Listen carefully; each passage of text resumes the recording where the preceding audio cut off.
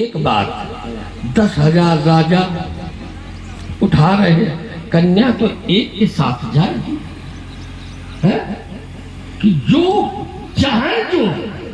और जबकि मानस में नहीं, प्रबुद्ध लोगों ने कहा घर बर जो कुल हो अनुपा करी विवाह, जो क्रम है उसके अनुसार करना चाहिए व्यक्ति को। लेकिन जब यहाँ विचार ही नहीं किया जा रहा है, इस तरीके का कृत्य किया जा रहा है, तो स्वाभाविक है पछतावा। एक बात और तुमने कही कि महाराज आपकी दृष्टि में, तो देखो एक बात बता दें, दृष्टि कभी कभी हो जाती है उचित, लेकिन संपूर्ण दृष्टि हमेशा उचित ही रहती। जैसे कि कोई सुधी संत या किसी प्रकार का कोई व्यक्तित्व बाग में पहुंचा और दृष्टि गई कि सुंदर फल लगा, ठीक, दृष्टि चली गई, लेकिन अब दृष्टि कुछ कर तो सकती नहीं, ना उसका स्वाद ना उसे तोड़ सकती। तो मन के द्वारा उसकी कल्पना की गई कि ये कैसा होगा, ठीक बात है। और जब मन के द्वारा कल्पना की गई तो मन के द्वारा आदेशित किया गया, तो हाथों ने उसे तोड़ लिया। और जब हाथों ने तोड़ लिया तो रसना जिह्वा ने उसका स्वाद, देखो देखा है दृष्टि ने, सोचा है मन ने, तोड़ा है हाथ ने, स्वाद मिला रसना को। और तब तक बागवान का स्वामित्व आ गया तो पूजी गई पीठ,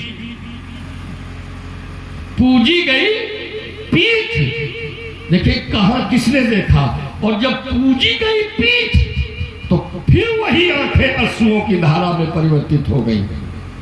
जिन्होंने देखा था प्राथमिक दौरान, अंत में उनको ही कष्ट सहना। पीठ ने अश्रु नहीं डाले, जिह्वा ने अश्रु नहीं डाले, अश्रु यदि गिरे तो उन्हीं आंखों से गिरे। तो दृष्टि अनुचित बहुत कम, और फिर नहीं इसी लोगों की तो संत लोगों पूजी गई है? कब पूजी गई? पूजी तब गई जब किसी बागवान में जाकर के। आपसे पूछ रही है, घटना आपके साथ हुई? नहीं हमारे, हम भाई हमारा मतलब हमारा एक क्रम था कि आपकी दृष्टि में हो सकता है वो धनुष तोड़ने वाला अपराधी। तो ऐसा नहीं है, दृष्टि इतनी जल्दी विचित्रता की ओर नहीं जाती। जब स्वार्थ होगा दृष्टि में भी तब तो विचित्रता में जाएगी, लेकिन जब परमार्थ होगा तो दृष्टि अनुचित नहीं जा सकती है। तो धनुष के प्रति स्वार्थ नहीं है। चलो भैया उत्तर स्वार्थ। देखो वैसे तो हम जब बोल रहे थे तो आप बीच में कूदे। अच्छा इनके परिवार की आदत है बीच में कूदने। अच्छा तुम कूदी पर हो बीच में, तो हम भाई अब तुम बोल रहे हो। अच्छा आदत क्या है, एक बार राजा बलि बामन को दान दे रहे थे। संपत्ति किसकी थी? बलि की। और दान किसको दे रहे थे? बामन को। तो इनके बाबा बीच में कूदे, शुक्राचार्य। हाँ तो कूदे तो क्या हुआ सभी लोग जानते हैं। तो कहने का तात्पर्य ये है, कोई बात नहीं। महात्मा जी ने कहा स्वार्थ में दृष्टि खराब होती है। अगर ऐसी बात करोगे तो हमारा पक्ष सबल हो जाएगा। तुमने दोनों बातें कही और दोनों बातें तुम्हें लगता है कि अपने हित में कही। पहली बात तो तुमने कहा कि वो पीठ पूजी गई, अब घुमा रहे हो कि हमारी नहीं पूजी गई, उदाहरण दे रहे हो। दृष्टि का, जब दृष्टि का समन्वय किया तुमने, तो दृष्टि की बात मैंने तुम्हारे कथनानुसार, चलो पूजी गई ना पूजी गए हो, हमें लगता है अब पूजो चाहत। आइए एक बात आई, तो ब्राह्मण तो सदैव पूजनी है, वो तो बिल्कुल पूजी विप्र। तो फिर और तुम यदि तुम्हारे बाप पूज रहे, तुम्हारे अग्रज पूज रहे, तुम्हारे पुरिखा पूज रहे, और तुम वो यदि पूज ले आओ तो लाला कल्याण हो जाएगा तुम्हारा। नहीं, और यदि पूजे नहीं हो ब्राह्मण तो तुम औतो कहाँ थे? वो तो बात ठीक है, क्या है, लेकिन बस समस्या ये है कि जिन ब्राह्मणों की पूजा की गई वो पूजनीय थे और उनकी पूजा होनी चाहिए, तो हुई। चलो आपको ठीक हो, इसी बात नहीं, तना तो हो। लेकिन बात हुआ है कि जो आप कह रहे हो कि पीठ पूजी गई, पूजना, पूजा करना अलोकाल का भाई पूज दीन जाओ, है ना, इसमें अंतर है। तो अब ये कौन सी पूजा है? देखिए एक बात आई, मुझे स्वार्थ होगा तो दृष्टि खराब होगी, तो लो तो फिर हमारा पड़ला भारी, क्योंकि स्वार्थ लागी करे संप्रीति और सुर नर, और ये कौन है भैया? मुनि। स्वार्थियों में की गणना में देखी, धनुष तोड़ने वाला ना तो सुर है, ना नर है और न मुनि है। और स्वार्थियों की गणना 3 में है, सुर नर मुनि सबकी यह रीति। तो सुर देवता, नर मनुष्य और मुनि घूमी रहे। तो स्वार्थी कौन हुआ भैया? ये दृष्टि किसी खराब होगी? इनकी खराब हो सकती है। चलो अपने को जोड़ दे रहे हैं, अगर नर मानते हो तो बिल्कुल तो ठीक है। धनुष तोड़ने वाला नर है। रुक जाओ एकदम नहीं। हाँ। अब बोले फिर वहां बोले रुके रहना। देखो, हो निशाचर जाए तो मूल सहित परिवार, ये ब्राह्मणों ने कहा। तो ब्राह्मणों ने बिना विचारे कहा, तो तुमने कहा जनक से तुम्हें बात कहनी चाहिए। आपने कहा जनक से बात कहनी चाहिए। जनक ने कहा था कि बिना विचार बड़े हटते ही। बाबा एक बात अबे सुन लो, चाहे थोड़ी देर बात सुन लो, चाहे पहले समझ ले तो, कि हम जनक के पक्ष से यहां नहीं खड़े। आपको भ्रम हो तो भ्रम दूर कर लो। तुम जनक को कल मारते हो, आज मार दो। बात समझ में आई? आज मारते हो, अब ही मार दो। हमें कोई लेना देना तो ये भी एक हमें लेना देना है धनुष तोड़ने वाले से। नहीं तो ये भी तुम सुन लो कान खोल के, कि जब हमारा परस चलता तो मैं विचार भी नहीं करता हूं, अनुचित उचित विचार तज जे पालई पितु भय। तो उन मुनियों में, उन ब्रह्मचारियों में, उन पाखंडियों में समझ भी ना लेना। जिस समय परस चलेगा तो अनुचित उचित विचार तज जे पालई पिट बांधते भाजन संसुएस के बसई अमर पति। मेरे जीवन में ये नहीं है कि अरे चलो वही बात, मनमानी करोगे मतलब? बिल्कुल करेंगे। मनमानी करियो तो फिर तो आप पूजे जाइए। हाँ तो आओ फिर ना देखेंगे। अरे बात ये है, उचित विचार तज जे पालई पितु बयन। पहली बात तो ये है कि पिता की आज्ञा नहीं है, ये सिद्धांत अलग नहीं रहा है। क्यों? पिता की आज्ञा नहीं है। दूसरी बात ये, भगवान शंकर का धनुष है। धनुष किसका है? शंकर जी का। रखा किसके यहां है? अब तो खैर टूटे गया, काहे का रखा, टुकड़े रखे हैं। रखा किसके यहां था? जनक के यहां। भाई ई ज्यादा काबिल है तो जैसे इतना लोहा लिए घूम रहे धनुष अपने साथ रखते, सुरक्षित रहता है। भाई ऐसा तो अगर ऐसा हो भाई बैरागी हैं, इन्हें धनुष बाण से कोई लेना देना नहीं है तो कोई बात नहीं। जब इतना लिए हो तो फिर इतना और ले लेते, अपने साथ रखते, उसको सुरक्षित रहता। जनक के यहां रखा है, धनुष किसी का है, रखा किसी के यहां है, तोड़ा किसी ने है, तुड़वाया किसी ने है, और भैया प्रार्थना किसी ने की। लेना एक न देना दो। इन्हें बुलाया किसने? बताओ। अच्छा किसी ने बुलाया हो?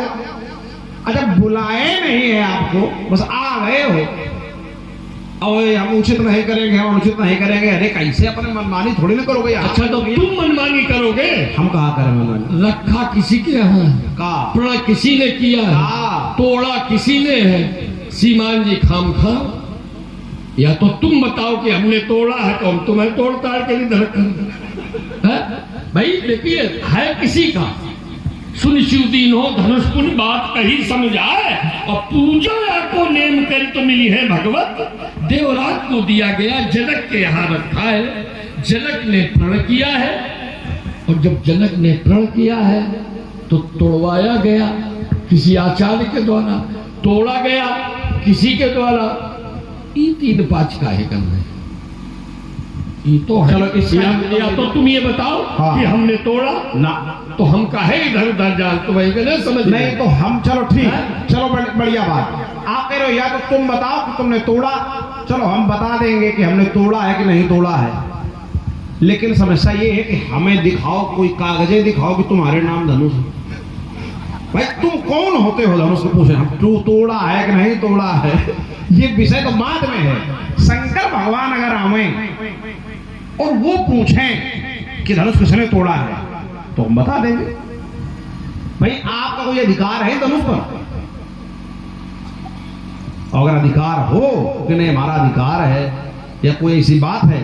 अब देखिए एक बात, बिना विचारे जो आपने प्रसंग दिया था, बिना विचारे ब्राह्मणों ने श्राप दिया किसे?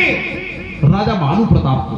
तो आकाशवाणी क्या हुई कि विप्रो साप विचार न दीना और नई अपराध भूप कछु। आकाशवाणी ने कहा कि राजा ने कोई अपराध नहीं किया है, तुमने बिना विचारे श्राप दिया है, तो इसमें अपराध किसका हुआ इस घटना में? राजा का कि ब्राह्मणों का? श्राप देने वाले का कि जिसको श्राप लगा उसका? श्राप देने वाले का अपराध है। भाई अकारण तुम किसी को श्राप दोगे? भाई आप फैसला लिए हो और कई लोग अकारण मारेंगे तो अकारण मारोगे तो पाप होगा। कारण सहित जब कोई कार्य होता है अपराध पर और बिना अपराध के ब्राह्मणों ने श्राप दिया, तो क्या कारण था?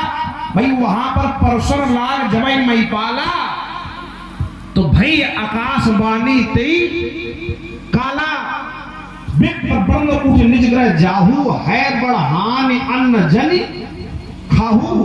बोले क्यों?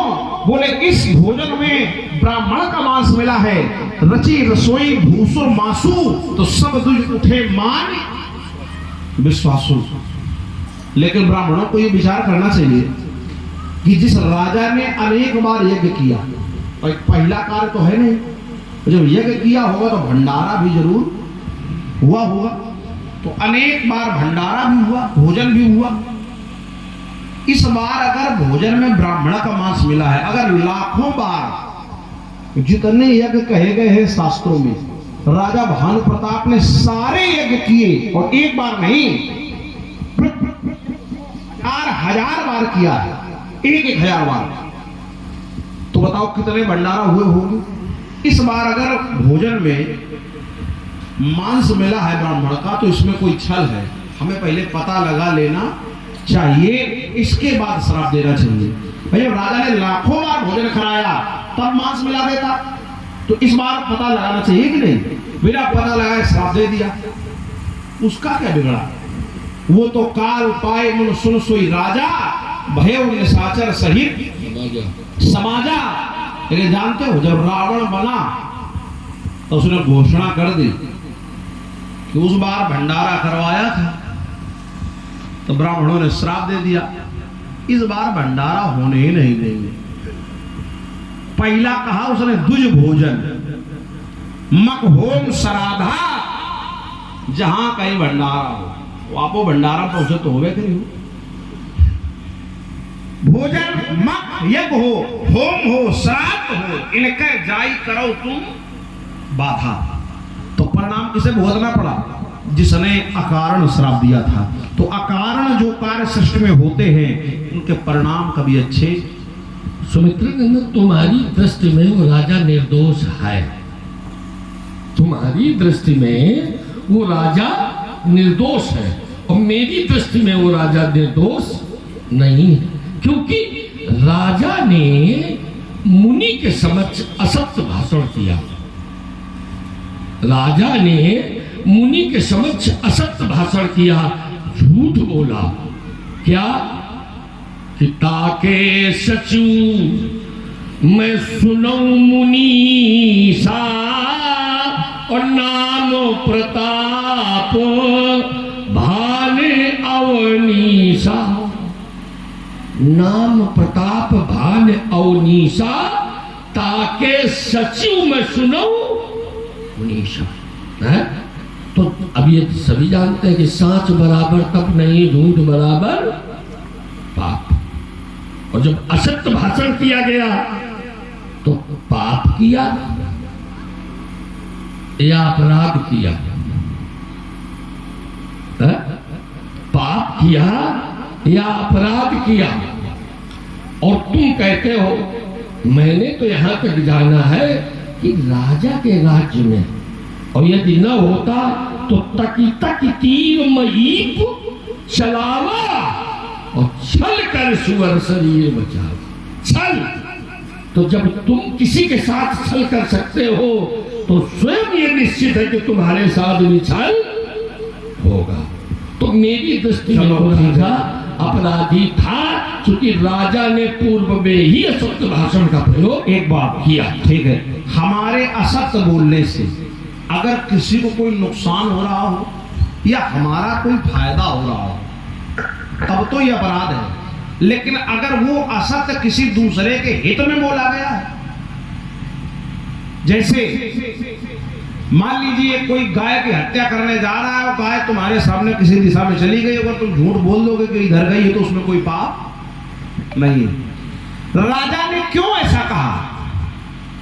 नाम प्रताप भानु अवनीसा अर्थासु सचिव में सुनहु मुनीसा।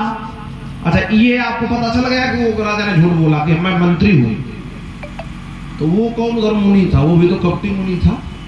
बताओ भाई, अगर मुनि होता तो ठीक है, वो तो आप ही तरह था, मतलब मुनि था। तो कहने का तात्पर्य ये है, अच्छा यहां राजा ने ऐसा क्यों कहा? ये राजधर्म है, ये राजनीति। अगर राजा सीधे कह देगा कि भाई हम ही राजा भानु प्रताप हैं, तो सामने वाला डर जाएगा। तो राजा लोग जब कभी राज्य में भ्रमण करते थे, कभी भी, तो वेश बदल करके ही भ्रमण करते थे, और कभी भी ये किसी को नहीं बताते थे कि हम राजा हैं, क्योंकि अगर वो ये बता देंगे तो सामने वाला कुछ दूसरा विचार करेगा कि इनका स्वागत करें, क्या करें, कुछ गलत ना हो जाए, ऐसे असलियत पता नहीं चलेगी। इसलिए राजा लोग ही अपना वेश बदल लेते थे।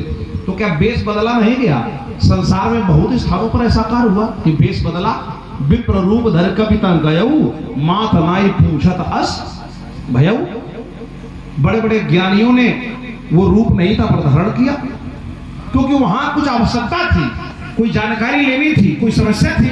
यहाँ कोई स्वार्थ नहीं था। अगर कोई स्वार्थ सिद्ध हो जाए राजा का, तब तो राजा अपराधी है। लेकिन इस विषय में राजा का कोई स्वार्थ, केवल राजा चाहता है कि अधिक लोग सम्मान करेंगे, राजा समझ लेंगे, डरेंगे।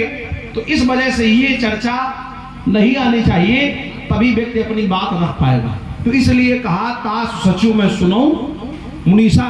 तो ये तो बाबा राजनीति का एक हिस्सा है कि ताकि अपना परिचय स्पष्ट रूप से न दिया जाए। विचार कीजिएगा।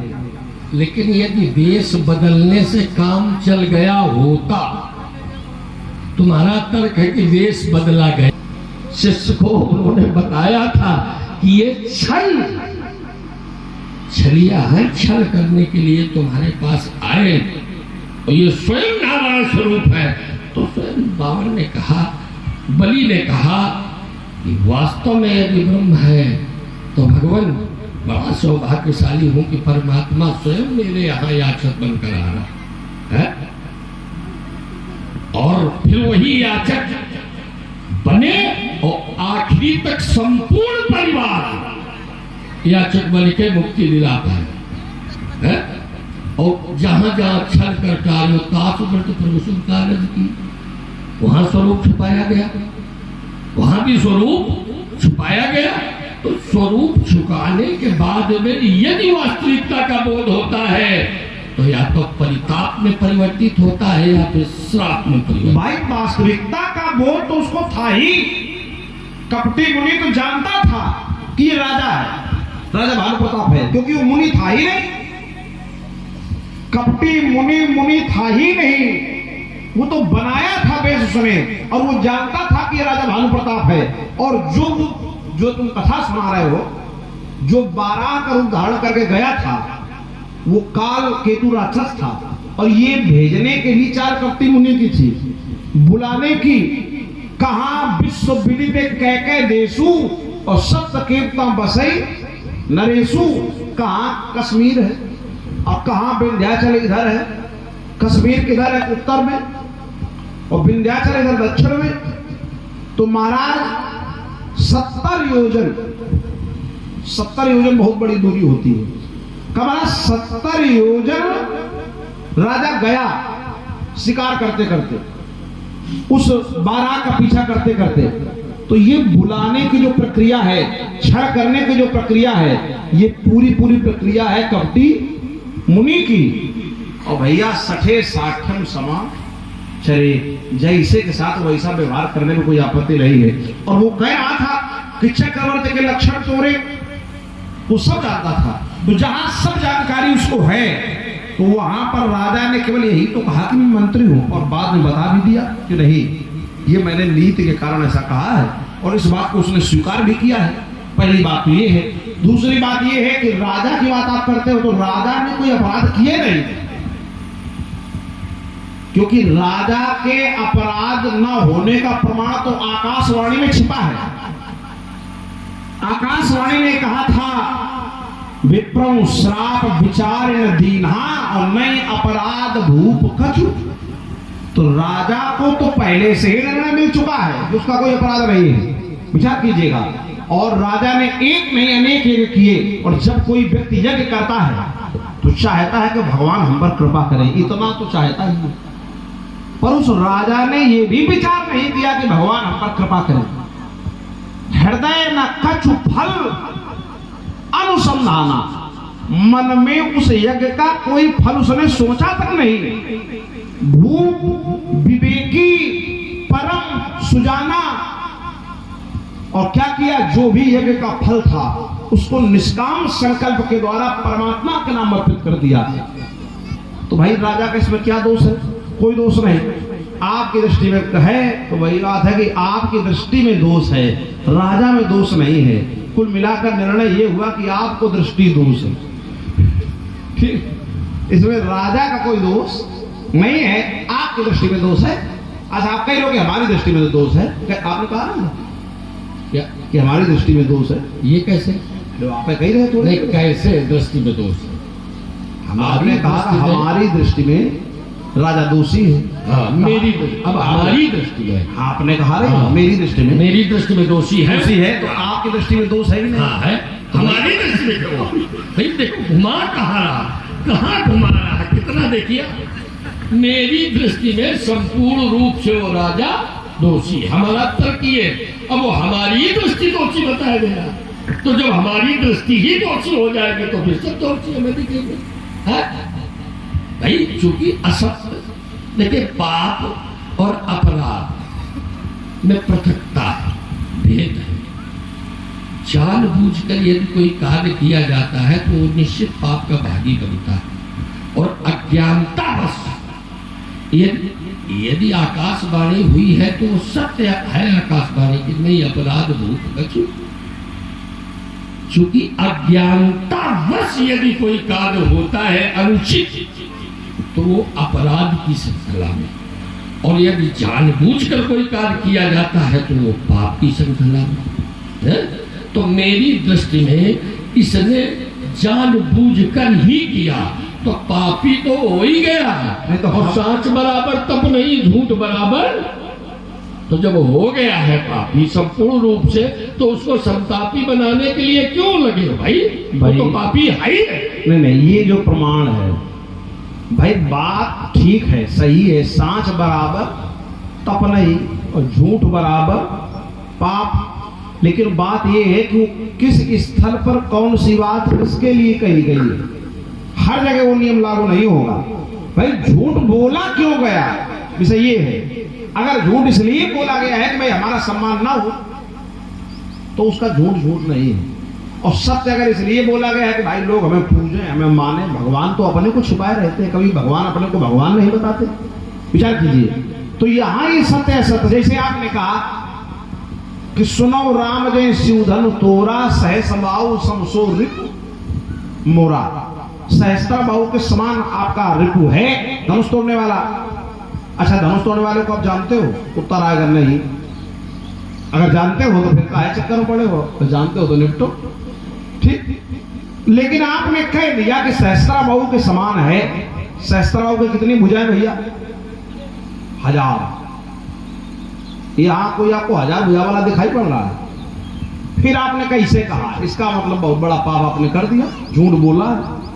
देखो सुमित्रा, फिर भटक रहे हो तुम। है सहस्त्राबाहु धनुष तोड़ने वाले की तुम व्यक्तित्व से समता कर रहे हो, हम कृतित्व से समता कर। अंतर बस इतना है, व्यक्तित्व और कृतित्व। सहस्त्राबाहु के द्वारा संपूर्ण रूप से अपमान मेरी माँ और मेरे पिता का किया गया महिष्मती नगरी में। कृतित्व उसने ऐसा किया कि हमारे परिवार का विध्वंस हुआ, और आज मिथिला में उसी प्रकार से हमारे गुरु के आयुध का खंडन करके संपूर्ण रूप से हमारे गुरु भगवान का अपमान हुआ है। तो अब ये तो सभी जानते हैं, आचार्यों ने कहा कि माता पिता प्रभु गुरु के बानी बिने विचार करो शुभ सम है दृष्टि है, माता पिता प्रभु गुरु, और ये तीनों क्रम है हमारे उसमें कि माता पिता का वहां अपमान हुआ और भगवान शंकर के आयुध का खंडन करके महिष्मती नगरी के बाद आज मिथिला में भी मेरे गुरु के सम्मान के प्रति उचित क्रम नहीं रहा, तो इसलिए मेरी दृष्टि में वो अपराधी है। उसकी कृतित्व उद्देश्य देखा जाता है। तुम्हारे माता पिता पिताजी की हत्या हुई तो तुमने 21 बार हाय वंशियों का विनाश किया, और तुम्हारे बाबा के बाबा भृगु की दाढ़ी नोची गई। ठीक है, दाढ़ी और मुछ दोनों उखाड़ करके आग में फेंक दी गई। ये हुआ कि नहीं हुआ? हाँ कि ना, ये बताओ पहले, तब आगे बढ़े। बाबा की दाढ़ी उखाड़ी गई कि नहीं? देखो एक बात बताओ, ये बताओ। हाँ या जो ना? गुरु के प्रति, माता के गुरु के पिता के प्रति सच्ची निष्ठा नहीं रखेगा, बाबा का पद कुछ है नहीं। भगवान शंकर का जहाँ संपूर्ण रूप से अपमान हो रहा हो वहाँ पुरोहित तुम्हें नहीं बनना चाहिए, और तुम यदि स्वार्थ के कारण पुरोहित बने तो कुछ न कुछ मिलेगा, उसको स्वीकार करो। वही मिला। अच्छा रही बात हमें मिला नहीं, सुनो अब रुक जाओ। ठीक, वहां पर बाबा की दुर्दशा हुई आपकी, तो जब बाबा की दुर्दशा हुई तो आपको कम से कम बदला लेना चाहिए। तब आपने उद्देश्य नहीं देखा, बस यहाँ कर्म देख रहे हो, वहां उद्देश्य देख रहे हो। अगर यहाँ कर्म देख रहे हो तो यहाँ भी उद्देश्य देखिए। एक जगह कर्म आप देखते हैं, एक जगह कर्म का कारण देखते हैं। वहां बोले वो शंकर जी का वो अपमान हो रहा था, पता है इन्हें शंकर जी के इतने बड़े भक्त नहीं है जितने बन रहे हैं। इन्हें पता है कि दाढ़ी उखाड़ने वाले कौन थे? मणिमान, वीरभद्र। अगर इन लोगों से हमने 3-5 किया तो उठा के फटक देंगे। ठीक है, हाँ, व्यक्ति जानता है कि हम इनसे लड़ने काबिल नहीं है। अब वीरभद्र के सामने क्या आवेश है बताओ? अगर हम चले जाए अब बीच में रुको, ठीक बात है, हमने महात्मा, लेकिन एक बात बताओ, महात्मा भृगु की मणिमान के द्वारा दांत और दाढ़ी उखाड़ी गई, लेकिन भगवान शंकर ने उन्हें कुछ न कुछ स्वरूप प्रदान किया। उनको दाढ़ी भी मिली और दांत भी मिले। लाला सुनो, बात बताया। और लाला तुम्हार पुरिखा रोज गौंद गौंद मारे जा रहे, आजो टंगे उल्टे, आजो अब हूं, अब भी प्रमाण है कि आधे से ज्यादा पुरिखा तुम्हारे उल्टे टंगे। अपने बाप के हो तो न तो सीधा करा दो जाते भाई, बात वो करो जिसमें कुछ। तुम्हारे अग्रज हुए, अनल ऋषि हुए, जिनका शीश काटा गया, रघु के साथ हुआ, ऐसा ऐसा कृत्य हुआ कि तुम तो मुंह दिखाने काबिल नहीं। रघु की कन्या थी चंद्रावती, जिसको पति बाद में मिला, पुत्र पहले प्राप्त हो गया, जिस पुत्र का नाम नचिकेता पड़ा। समझ रहे हो आप? तो अब एक बात बताओ, सैद्धांतिक रूप से क्या यह उचित है कि पुत्र पहले प्राप्त हुआ, पति बाद में मिला? अब बातें बना रहे हो तुम, है? देखिए एक बात और है, जीवन का क्रम ही अनुचित हो। आपने कहा अग्रजों की विधा ही अनुचित हो, वो दूसरे पे कैसे निशाना लगा? बहुत सुंदर बोले, पुत्र बाद में मिला, पुत्र पहले मिला, पति बाद में मिला, लेकिन पुत्र जो मिला पहले जो मिला वो था किसका? एक बात और, दूसरी बात ये, अगर रुक जाओ, एकदम काहे मुझे कर रहे हो। देखो, और संसार में ये घटना पहली बार तो हुई नहीं, ये घटना भी एक बार हुई, और जब जब ऐसी घटनाएं हुई हैं तो किसी विशेष व्यक्ति का जन्म हुआ है, अगर वो किसी अच्छे के साथ हुई है। अब अगर ऐसा है तो कोई बात नहीं, ठीक है। जैसे महावीर हनुमान जी का जन्म विचार कीजिए, जब हुआ है या जब संसार में उनके आने का हेतु बना, तो क्या वहां विवाह हुआ है?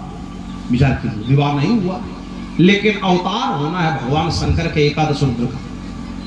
तो अवतार जो होना है, तो अवतार का कारण क्या बनना है, उसमें कहीं किसी का श्राप लगा है तो किसी का वरदान लगा है, उन सबको पूरा करते हुए।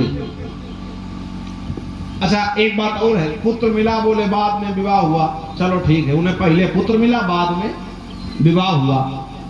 तुम्हारा ना तो विवाह हुआ है, ना होने कोई संभावना है, ना पुत्र मिला है, ना मिलने कोई संभावना है, तो उन्हें मिला तो। और आइए, रही बात बाबा, तुम बाबा की बात करते हो तो चलो ऐसे ही देख लो। अच्छा भाई भगू बोले कि अगर कुछ क्रम हुआ है तो दांत भी मिले और दाढ़ी भी मिली ना, यही तो है सही जानकारी।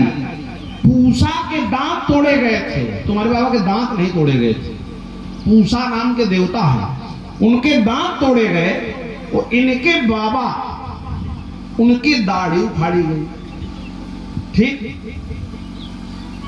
शंकर भगवान से फिर प्रार्थना की गई, भोलेनाथ प्रसन्न हो गए, कहा भाई इनको दाढ़ी दे दो, क्योंकि बिना दाढ़ी को तो बहुत खराब लगेंगे। भाई महात्मा थे उस तरह के, मतलब। तो भोले बाबा ने कहा ठीक है, लेकिन इन्होंने अपराध किया है, इसलिए दाढ़ी तो इन्हें मिलेगी, लेकिन बकरे की दाढ़ी मिलेगी, यानी जो इनकी अपनी दाढ़ी थी वो नहीं मिलेगी। मुझ तो मिलेगी, लेकिन बकरे की जितनी होती है। अब बकरे की दाढ़ी मुझ कितनी होती है और कैसी होती है, ये तो आप लोगों से कुछ छिपा नहीं।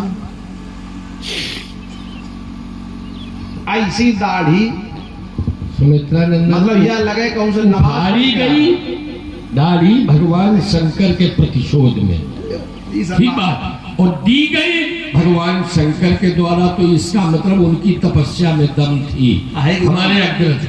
और तुमने एक बात कही कि न तुम्हारे लड़का हो न तुम्हार। अच्छा एक बात बताइए, आप बताइए, ऐसा विवाह करने से क्या लाभ है? इनके पिता के कितनी रानियां थी? 360 रानियां पौराणिक कथा से।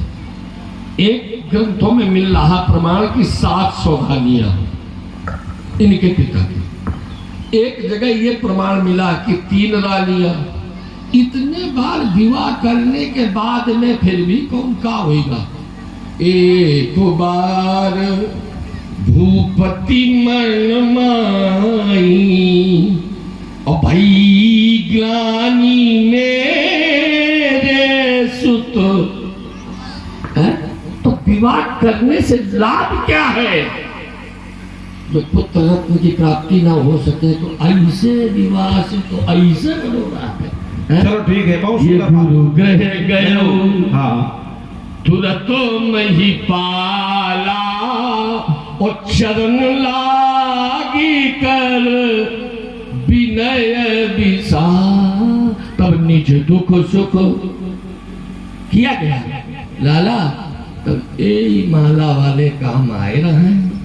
और ये माला वाले यदि न होत तो ये विवाह सब बेकार रहे, चाहे 700 नहीं 7000 रानियां होती, सब बेकार। रुक जाओ, ये क्या बोले? अब क्या भाई, ऐसा विवाह करने से हमने कहा तुम्हारा विवाह ना हुआ है ना होना है, तो आपने मान लेना चाहिए शांति में। शांति मान नहीं रहे तो फिर हमें कहना पड़ा। तो आप बोले कि विवाह ऐसा करने से क्या फायदा है कि 700 रानियां और एक बेटा नहीं हुआ, और फिर जब हुआ तब संतान हुई। तो कहा आपका पहले से पता है तो कि हमारे न हुई बेटा? भाई ऐसी बातें आप कर रहे हो कि ऐसा विवाह करने से, इसीलिए हमने नहीं किया, ये बता रहे हैं। और एक बात, चलो, एक व्यक्ति परीक्षा देने गया, वो परीक्षा में उत्तीर्ण नहीं हुआ, अनुत्तीर्ण हो गया, और एक व्यक्ति विद्यालय नहीं गया। इन दोनों में श्रेष्ठ कौन है? जो विद्यालय गया, परीक्षा दी, अनुत्तीर्ण हो गया, वो श्रेष्ठ है। और जब विद्यालय नहीं गया तो भाई चलो विवाह किया, संतान हुई, जब तुम्हारा भा नहीं। कुछ लोग इस देखिए, कुछ लोग इस सिद्धांत के होते हैं कि अब विद्यालय जाने से कोई लाभ नहीं, जब हर बार तुम फेल ही हो जाते हो तो घर बैठो। विद्यालय समय का दुरुपयोग है, सदुपयोग कुछ हुआ हो तो बताओ। तो ऐसे विद्यालय जाने से लाभ क्या, जिसका कोई उद्देश्य न हो? ध्यान देना, उत्तीर्ण भले ना हो, फिर क्या भाई, लेकिन अनुत्तीर्ण भी जो होगा उसके भी कुछ अंक जरूर होंगे। अनुत्तीर्ण है तो ये शून्य ही थोड़ी ना होगा, कुछ अंक होंगे। लोग कहते भाई इतने अंक से अनुत्तीर्ण हो गया, इतने अंक से अनुत्तीर्ण हो गया, तो मतलब उसके कुछ अंक आए, माने उसने कुछ शिक्षा प्राप्त की। और आप जैसे मतलब हर जगह अंगूठे लगा। अच्छा, वो अंक यदि कहीं जोड़े जाते हो तो एक प्रमाण बताओ। अरे फिर वही बात, अंक जोड़े जाते हैं, कहीं जोड़े नहीं जाते, जोड़े जाते हैं, शून्य के क्रम में है वो, जोड़े जाते हैं, ऐसा नहीं है। और अगले क्रम से पृथक कर दिए जाते हैं कि ना अब तुम्हें विद्यालय जाना, घर में नहीं। अगर घर का कार्य करो। अगर आप 10वीं कक्षा में अनुत्तीर्ण हैं तो इसका मतलब ये है कि 9वीं कक्षा आप उत्तीर्ण हैं। उसमें अगर अनुत्तीर्ण है तो पिछली कक्षा में आप उत्तीर्ण हैं। तो अनुत्तीर्ण होना भी कहीं ना कहीं उत्तीर्ण होना दर्शाता है। ये तो बदल गए, तो अब 10वीं 9वीं आ गए, ये यही तो है। चतुर जो राजकुमार होता है, तो पहले परीक्षा है प्रारंभ की। परीक्षा का मतलब एक ही है विद्यार्थी का। अब 9वीं 10वीं की कोई बात थोड़ी है। अब 10वीं की बात करोगे तो 9 कक्षा तक तो पास होके आए। तो तुम्हारे पिताजी कहाँ तक पास होके आए थे? वो तो शुरुआत में चले गए। अरे चलो ठीक है, अरे वो तो ठीक है ही, लेकिन रुकिए। अरे पिताजी की बात आप कर रहे हो, और किसकी कर रहे? पिताजी जैसा कोई है ये नहीं। प्रमाण में दे रहा हूं, त्रिभुवन 3 काल, तीनों कालों में और तीनों लोकों में त्रिभुवन 3 काल जग माही और भूरि भाग दशरथ सम। भाई देखो, तुलना करो तो ऐसी करो, सामने सामने वाली। जैसे भाई हमारे बाबा और अपने बाबा मिला लो, जोड़, ऐसे करो तुलना। अब कहीं तो तुम्हारे पूरी खा आते हो 70 पीढ़ी पहले, अब ठेकेदार 70 पीढ़ी पहले मारे गए। अच्छा बताओ। अच्छा हाँ, जैसे रुक जाओ, हमारे बाबा मिला लो, अपने बाबा मिला लो, इसी मिला लो, कर लो। और हमारे पिता और तुम्हारे पिता जमदग्नि हाय वंशियों ने सर काट लिया, और हमारे पिता सुरपति बसई बाहुबल जाके देवराज इंद्र जिनकी भुजाओं के बल पर शासन करते हैं, नरपति सकल रहाई रुकता की सारे धरती के राजा चक्रवर्ती कहा गया। तीनों कालों में उनके जैसा कोई नहीं। त्रिभुवन 3 काल जगमाही भूरि भाग दशरथ सम नहीं। बताओ, ये है आपके पिताजी। अब हमें अपना, और बहुत ही सुंदर वार्ता दोनों ओर से हो रही है, आप लोग देख रहे हैं। दोनों नर कुशल धनुर्धर नर, दोनों संबल, दोनों समर्थ, दोनों पर दोनों की अमोघ अभिषेक वृष्टि हो रही है। प्रभावित हुए हैं हमारे भैया सत्यम शर्मा जी, आपकी ओर से 51 पुष्प मुद्राएं दोनों महान विभूतियों के चरणों में सादर भेंट है। बहुत बहुत साधुवाद। और देखिए, अब यहां से मिला लो। चलो, ये तो पिताजी की बात हुई गई। अब हमारी आपके देख लो। हम क्रोध में एक बार बोले, क्या स्थिति हुई व्यास जी?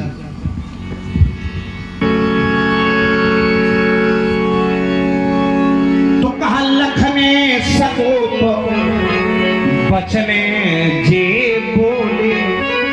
स्थिति क्या हुई? तो लखन सकोप बचने जे बोले, तो डगमगान मई दिग्गज डोले। पृथ्वी हिल गई, दिशाओं के दिग्गज। श्रृंखला में प्रभावित हुए हमारे भैया अभिनव जी की ओर से ये 51 श्रद्धा सुमन सागर भेंट है। बहुत बहुत साधुवाद। और ई बोले, हम बोले तो धरती डोल गई, और ई बोले नहीं तो बके तक। भृगुपति बके बताओ अगर तखत डोलाओ, बताओ अब ऐसे मिलाओगे तो बाबा हते। अरे बाबा से क्या मतलब है? देखो हमारे बाबा, बाबा के बाबा और ऊपर बाबा, उनके बाबा, तब हूं कोई गड़बड़ नहीं है। राजा अनरन 40 पीढ़ी पहले, और राजा अनरन का सर किसने काटा था? रावण ने। रावण ने काटा। चलो तुम तो शंकर जी के भक्त हो, तुम्हें तो वीरभद्र आए दिन मिलते होंगे, तुम्हें बदला लेना चाहिए कि हमारे बाबा की दाढ़ी उखाड़ी थी, इन्हें पता है कि उखाड़ा मरी जाएगी। ठीक है, अगर वीरभद्र से कुछ कहा। और हमारी बात अगर करो तो रावण ने अनरण्य का मस्तक काटा। हम तो कहते हैं लिवाल और रावण का अगर आज ही दशहरा न मनवा, हम लिवाला बालक सुमित्र, तुम्हें तुम्हारे बप्पा की सौगंध है, रावण का जो तुम बाल बाका कर लो। जब तक उसके घर का कोई न कोई भेदी नहीं मिलेगा तब तक तुम कुछ करने वाले। अब तुमने कहा क्या? ओम ये लखन सको वचन जे बोले और डगमगाई मही। तुलना कर रहे हो तो भुजबल भूप बिनु कीनी और विपुल बारी मही। केवल एक विश्वा यदि दान की लो तो बताओ, ये विपुल बारी। अब इनते सुनो बाल ब्रह्मचारी अति नैष्ठिक ब्रह्मचारी। भुजबल भूमि भूप बिनु कीनी विपुल बार मई देवन देनी। और आप हैं हमारे भैया राम बाबू जी, आपकी ओर से भी 51 श्रोता सुमन भेंट है। बहुत बहुत साधुवाद। अच्छा भाई ठीक है। और रही बात शंकर की, तुम बात करते हो। रुक जाओ हाँ, तो है शंकर बहुत तुम्हें याद आ रहा है। नहीं शंकर की तुम बात करते हो तो शंकर की समता में तुम क्या, तुम्हारे वंश में कोई नहीं। शंकर देखो बिना मतलब की बात ना करो। आज है शिवरात्रि, ठीक है, शंकर भगवान से तुलना नहीं हो रही है। हम यो कह रहे हैं शंकर भगवान बहुत महान है, तुम का, ठीक है। शंकर भगवान तो अच्छे हैं, उनका क्या है, खंबा क्या पकड़ लेते हो? थोड़ा हट के लड़ो, ये खंबा पकड़ के लड़ाई नहीं ठीक है। खंबा के हम जो शंकर जैसे वो खंबा पकड़ लेंगे। शंकर काहे मारे? हमारी तुम्हारी क्षमता हो रही है। अरे भुजबल भूम भूपिन कीनी अब विपुल बार मई देवन दीनी। इन्होंने किसको मारा? राजाओं को इन्होंने मारा। अच्छा, राजाओं को मारा है आपने, फिर धरती ब्राह्मणों को दी। बताओ किसी को मार के छीन के अगर तुम कहो का दान कर रहे हो तो वैसे दान से तो अब का हम कहें। अच्छा ये राजाओं को मारा है आपने, क्यों होगा? ऐसे यारो ऐसी तो कितने राजाओं को इसे मारा होगा अभी तक आपने? लगभग जो भी मेरे समक्ष आए, नहीं 3 4 10 12 15 16 25 30 60 70 80 90 100 नहीं विपुल बार भुजबल भूमि भूप बिन 21 बार इस धरा को है वंशियों के क्रम को विचित्रता से परिवर्तित करके भूमिहीन कर दिया, एक भी राजा नहीं रहने दिया। नहीं ये ना हम कह रहे हैं, हम ये थोड़ी कह रहे हैं। कह रहे हम ये कह रहे हैं कि मतलब राजा कितने लगभग एक वो दो औसत। तुम कौन होते हो जो तुम्हें औसत? अब अपने बता रहे हैं। तुम कौन होते हो जो तुम्हें औसत दे, तुम्हें प्रमाण पत्र दे? तुम चलो कोई बात, माना कि 21 बार इन्होंने धरती को राजाओं से विहीन कर दिया। 21 बार राजाओं से, तो 21 से तो ज्यादा हो गए राजा। अच्छा एक बात और पूछ रहे हैं, अब इसमें आपको मन हो तो बताओ ना, तो छिपा दो। तो अगर बता दोगे तो साधुवाद है, और छिपा जाओगे तो बहुत बड़ा साधुवाद है। अब यह बताओ कि तुम युद्ध में कितनी जगह मारे गए? भाई अब युद्ध होगा तो ऐसा तो नहीं है कि सामने वाला खड़ा खड़ा देखेगा, आखिरी में तुमने मार दिया, वो एक अलग विषय है।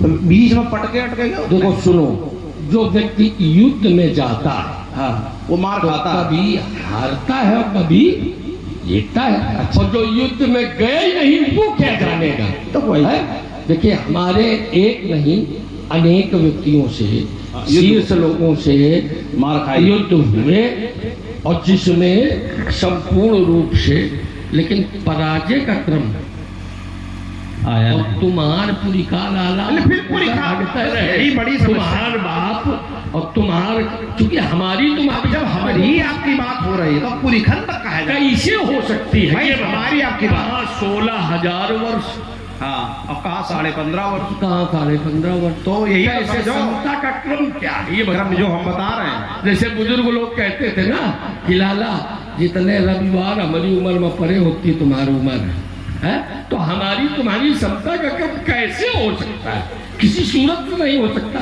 हाँ, तुम्हारे कोई ज्येष्ठ हो, श्रेष्ठ हो, अभीष्ट हो, उनसे यदि कोई वार्ता की जाए तो मैं मानूंगा, और तुम की समता में। चलो भाई, दुनिया को शायद न पता हो, इन्होंने एक बड़ा नाम बार बार ये कहते हैं, सहस्त्रबाहु को हमने मारा।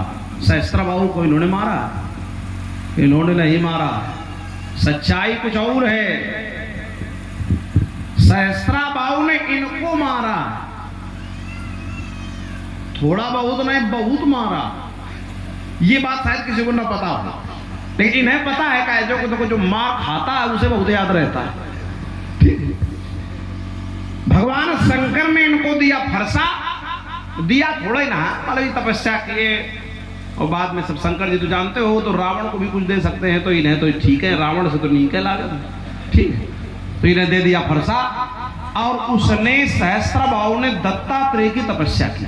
अब ध्यान से सुनना भैया, हाँ, ये जो बातें हैं मिलेंगी नहीं जल्दी। तो दत्तात्रेय ने सहस्त्रबाहु को एक बाण दिया, कहा ये जब चला दोगे तो कभी निष्फल नहीं जाएगा। युद्ध हो रहा था,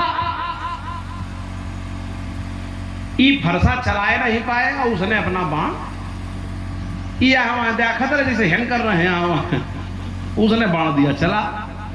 अब युद्ध में तो मौका देखा जाता है, बाण चला दिया, इनके लगा, फिर जानते हो क्या हुआ? ये मरी गए, खत्म, या ना समझो कि बेहोश हुई, बिल्कुल खत्म, हाथ पैर धड़कन नाड़ी सब खत्म, आंखें चढ़ गई, खत्म हो गई, यह हवाल नहीं, चलो इन्हें हटाओ। हाँ, ये बात अब लोग ये समझते हैं कि अमर है, तो हमने कहा बता दें कई अमर है। तब शंकर भगवान प्रकट हुए। इनकी जो जिंदगी है वो एक तरह से दया की भीख है ना। शंकर भगवान प्रकट हुए और इन्हें फिर से जीवित कर दिया। अब ये जीवित हुई गए तो ये फिर खड़े हुए, एकदम ब्रह्मास्त्र उठा लिया इन्होंने, ब्रह्मास्त्र चढ़ा लिया सहस्त्रबाहु को मारने के लिए। अरे शंकर जी ने कहा भाई नहीं, एकदम आवे तो कोरोना का है एकदम, ये माने नहीं, ब्रह्मास्त्र चढ़ाया। तब शिव जी ने कहा कि देखो ब्रह्मास्त्र से भी सहस्त्रबाहु मरने वाला नहीं है। बोले क्यों? बोले उसके पास कवच है, और जब तक उसके शरीर पर कवच है तब तक वो मरने वाला नहीं है। तुम ब्रह्मास्त्र चलाओ, नहीं माने, ने ब्रह्मास्त्र चला दिया, ब्रह्मास्त्र अपना परिक्रमा लगा के सहस्त्रबाहु भी लौट आया। तो अब क्या हो, कवच का काम किया जाए, तो ब्रह्मास्त्र नहीं काम कर रहा है। अच्छा, एक बार मर चुके थे तो ये घबराओ ही सो रहे थे भाई, मर के जिंदा जरूर हुई है लेकिन घबराहट कहां ले जाए। तब शिव जी ने ब्राह्मण का वेश बनाया, बोले चलो तुम्हारे लिए हम इतना कार्य कर देते हैं। भगवान शंकर ने ब्राह्मण का वेश बनाया व्यास जी, और वो सहस्त्रबाहु से कवच मांगने गए। सहस्त्रबाहु ने कहा कवच, हमारा तो युद्ध चल रहा है परशुराम जी से। तो कहा नहीं, हम ब्राह्मण बनकर के आए हैं, कवच दीजिए। तो उसने कहा अगर ब्राह्मण बनकर कोई आया है तो फिर अब युद्ध वाली कोई बात नहीं, तो कवच इनको शंकर भगवान को दे दिया। तब इनने मार दिया। इतने बड़े वीर हैं। सुनो, बहुत अच्छी कथा सुनाते हो, तो 9 दिन अभी यहाँ कथा ही वाचक सुनो सुनो सुनो, ये कथाएं सब पौराणिक जो कथाएं तुम सुना रहे हैं, ये गलत है। देखिए एक बात बता देंगे, एक ग्रंथ में एक प्रकार, दूसरे ग्रंथ में उसी कथा को परिवर्तित किया जाता है। अच्छा। और मैं एक कथा प्रस्तुत कर रहा हूँ जिससे मैंने सहस्त्रबाहु समर में युद्ध में मारा, उसका शीश काटा मैंने, और शीश काट करके 5 पुत्रों का भी वध किया, और 5 कुंडी यज्ञ रक्त से संपूर्ण उस कुंड को भर करके अपने पिता की मृत्यु का, माता के मृत्यु का संपूर्ण रूप से बदला लिया, और सहस्त्रबाहु के सर को काट करके मैंने संपूर्ण रूप से पुत्र यज्ञ किया। और मैंने माता ने, पिता ने, हाँ एक बात जरूर, मैं उपस्थित नहीं था तब सहस्त्रा बाबू ने मेरे माता पिता का संपूर्ण रूप से अपमान ही नहीं बद भी किया। लेकिन जो 5 पुत्र थे, जयध्वज, सूर्यसेन, ऋषभदेव, प्रखलाल और किंदमन, गोवर्धन नहीं, आप कुछ कह दो। नहीं क्यों कह दे भाई, 5 पुत्रों को मैंने मार करके एक ब्रह्म कुंड में उसको रक्त को भरा और अपने पिता को पूर्णतया श्रद्धांजलि दी। सस्ता भाव फिर अस्पताल जा जाकर बेचा वो रक्त। अभी बस ये समझ लो, अस्पताल में बेचा कि कोरोना, ये कोई भाषा है तुम्हारी? हमें यही नहीं समझ में आता तुम कहना क्या चाहते हो, क्या तुम कहना चाहते हो? हमने तो संपूर्ण रूप से अपने परिवार की, चाहे महात्मा भृगु हो, चाहे शुक्राचार्य जी हो, चाहे तुम कह रहे हो समता, हमारे पिता सप्त ऋषियों प्रयास तुम करते, समझ रहे हो? ये जानते कि तुम लोगों के द्वारा मुनि महात्माओं का संपूर्ण रूप और सम्मान उनका कर रहे हो जी, असली नकली कतली फसली विश्वामित्र शरीर है, उनके पैर धोए जा रहे हैं, उनके पैर पूजे जा रहे हैं, जिनका संपूर्ण रूप से और अपमान करे खातिर हैं छाती छपन। तो अब सीमाएं हर चीज की सुमित्रा नंदन होती हैं। अब की यदि इस तरीके का वक्तव्य यदि किया तो सर उतनी दूर और धड़। अच्छा भाई, अब फिर देखो वीरता ये बता रहे हैं, बोले एक ग्रंथ में ऐसा है कि हमने मारा। अरे ग्रंथ से क्या मतलब, जब तुमने मारा तो तुम्हें याद हुई, अब मारे गए हुए तो याद हुई।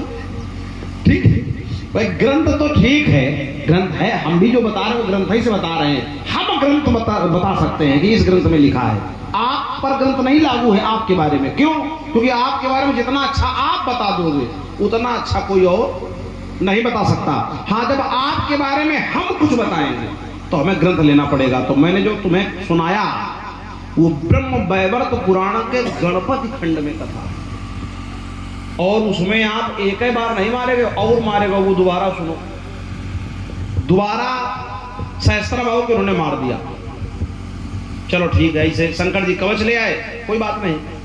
फिर अब ये बोले कि अभी हम और लड़ेंगे। शंकर जी ने कहा कि लड़ो लड़ो भैया, अब की मरी गए तो हमारी कोई जिम्मेदारी नहीं है। अब भाई तुम्हारा जो बदला था, जिसने तुम्हारे पिता को मारा, ये सब था, वो मार दिया गया सहस्त्रा बाबू। अब कह दो कि हमें कई इस बार सबको मारेंगे, तो शंकर जी बोले कि मारे बहुत जाइयो, यो समझ लो पहले हम जा रहे हैं। तो ये बोले कि तुम जाओ, हम अपना लड़ेंगे। तो बोले ठीक है।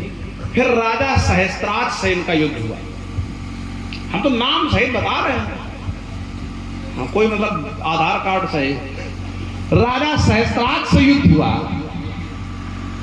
सहस्त्राज के पास माता भद्रकाली का कवच था।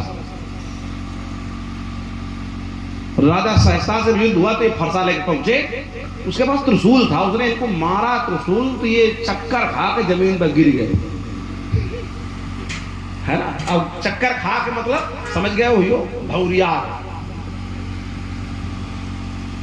जमीन पर गिर गए। खैर उस बारी मरे नहीं, मरजात का पहुंच गए, मरे नहीं। अब ये फिर खड़े हुए,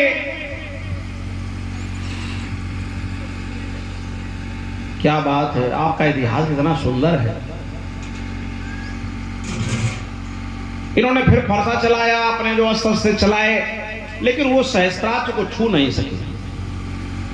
फिर भोले बाबा का ध्यान किया कि भोलेनाथ ये तो मरे नहीं रहा है, और ये जब मारता है तो हमें अधमरा कर देता है, क्या करें। तो भोले बाबा ने कहा भैया उसके पास भद्रकाली का कवच पहने, कवच धारण किए भद्रकाली का, तो वो नहीं मरेगा तुमसे। ना तुम्हारे फरसा में ताकत है, ना तुम में ताकत है, ना किसी शस्त्र में ताकत है। तो कहा अब क्या हो, कवच कैसे आवे।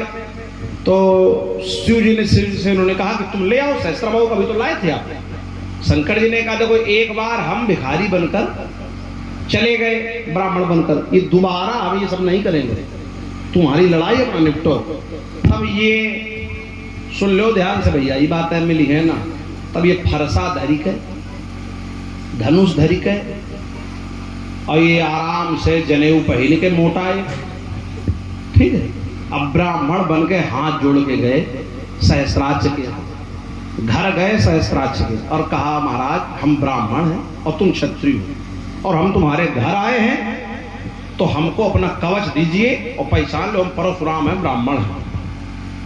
अब बताओ, जिससे दिन में युद्ध में 3 बार मार खाए, ठीक है, अपना मार नहीं पाए, उसी से कवच मांगा।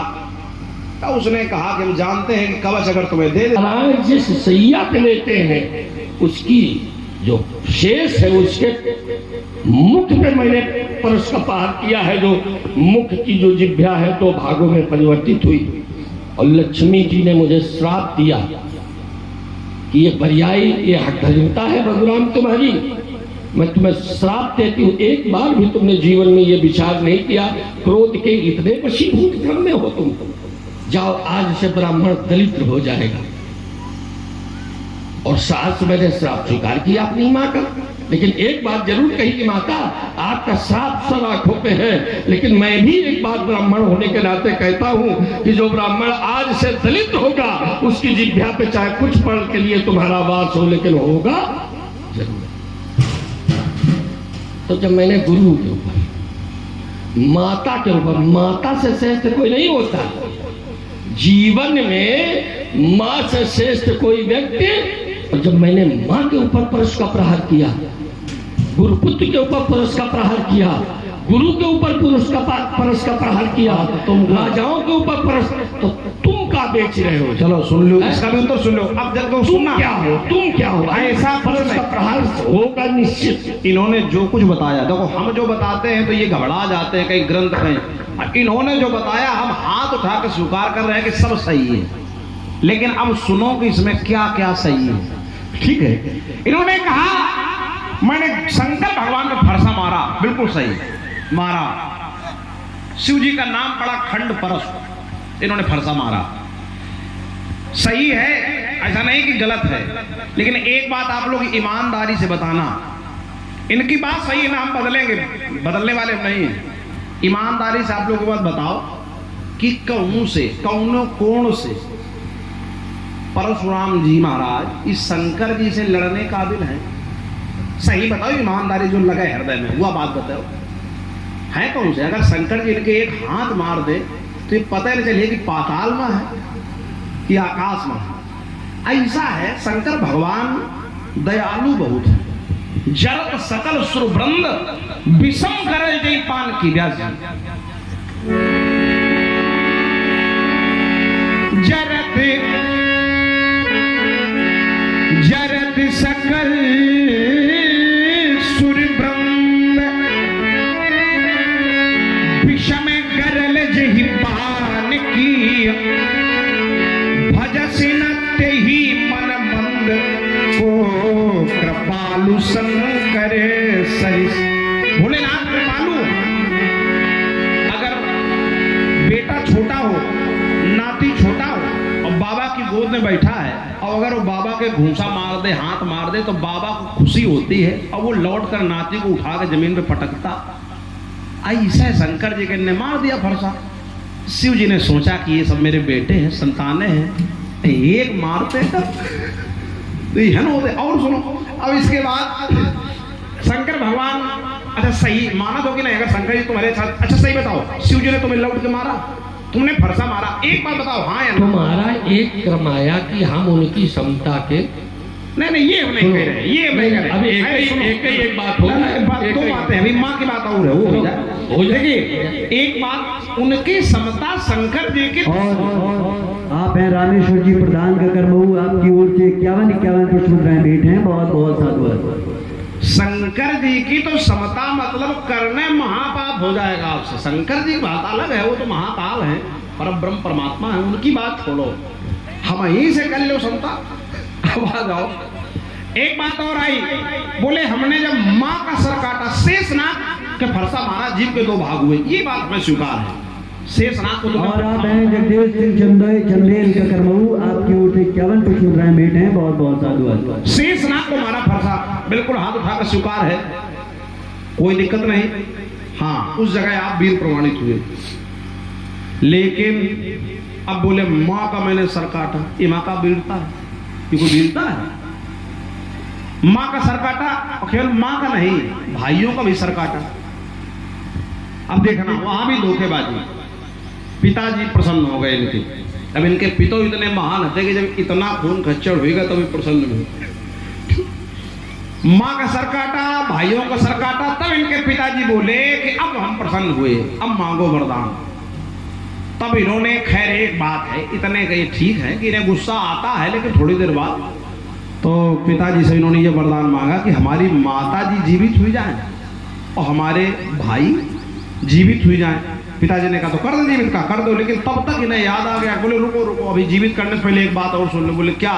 बोले ऐसा ना हो कि जीवित हुई फिर हमें मारते मारते हाँ बैठा दो, कि तुम इतने मतलब वो हो कि हम ही लोग मार दिया।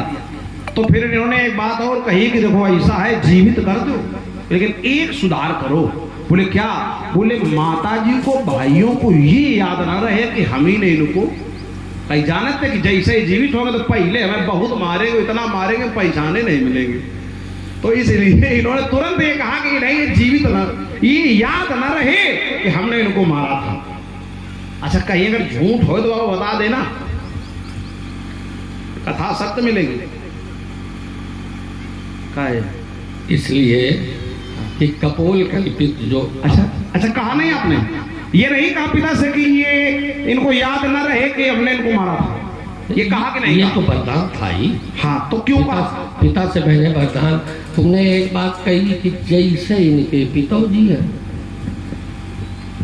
ऐसे इनके, आखिर पिता ने क्यों आदेश दिया माँ का शीश काटने के लिए? कौन सा ऐसा पति है जो पत्नी का शीश? बताओ भाई, आप बता दो। तुम्हारे ने इतनी रानियां नहीं, बहुत रहा है, 10-5 मरी सकती रहा है, लेकिन तुम्हारे बाप ने कही नहीं देखो बात है? आखिर पिता ने क्यों कहा? इस पर विचार किया कभी?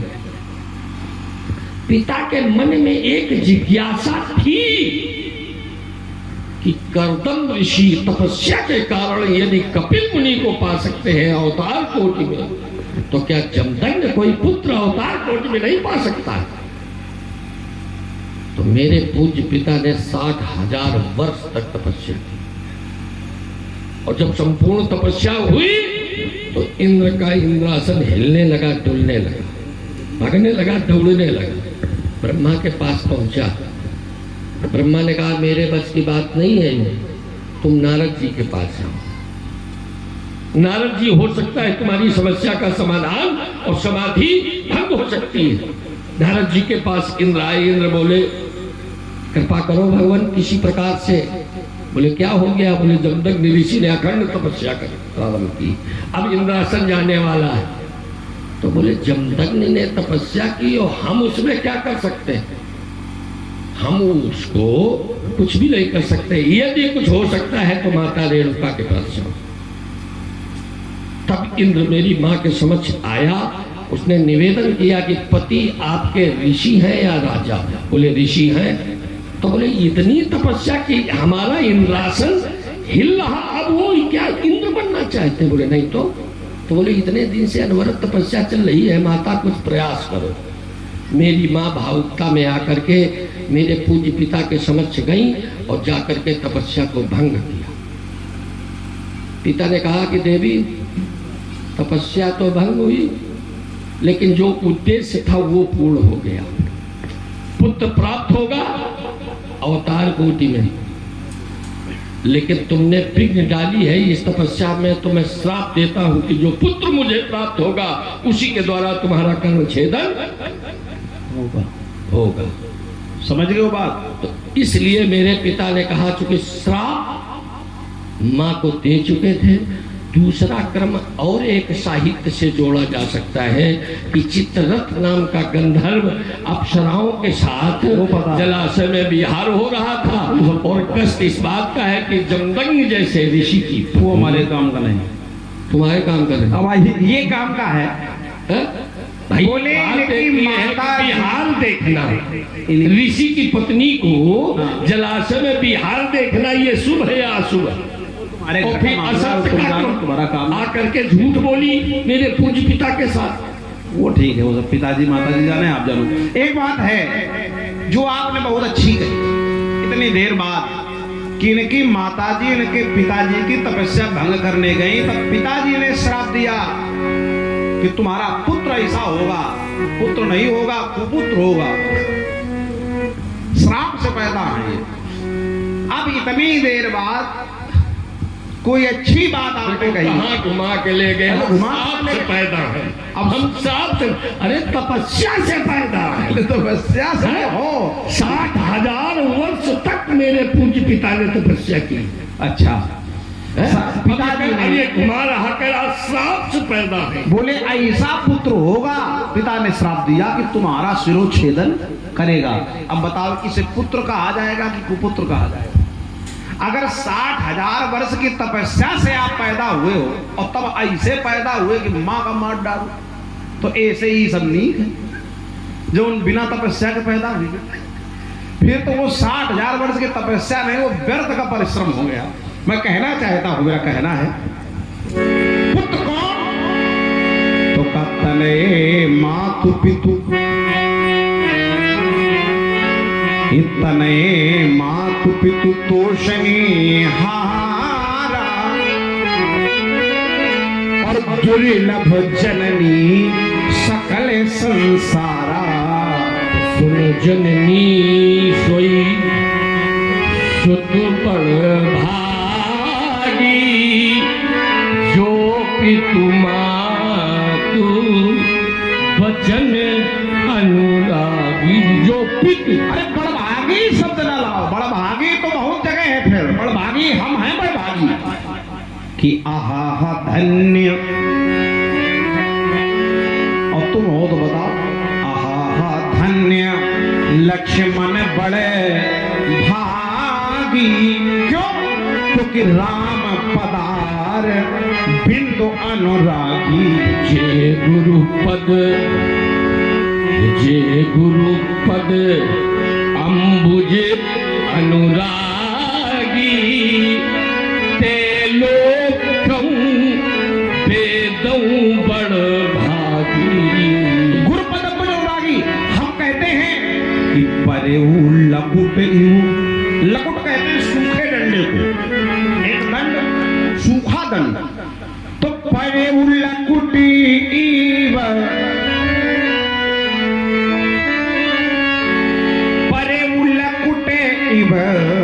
और चरणन लागी, प्रेम मगन मुनि बड़ बड़े भागी। हम बड़ भागी की बात, बड़ भागी बन अवध अभागी, बड़ भागी बन। अब कहाँ अभागी, कहाँ मूल निवास जो तुम्हारा बना, बड़ो भागी बन। ये अवध, बड़भागी बन, अवध भागी। लेकिन बड़भागी कौन? तो मानसकार का दर्शन है। कौन बड़भागी? बड़भागी की परिभाषा क्या है? तो का सोई गुणज्ञ,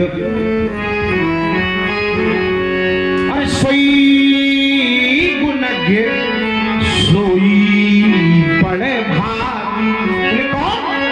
का जो रघुवीर शरणे अनुरागी, सोई गुणज्ञ सोई बड़ भागी।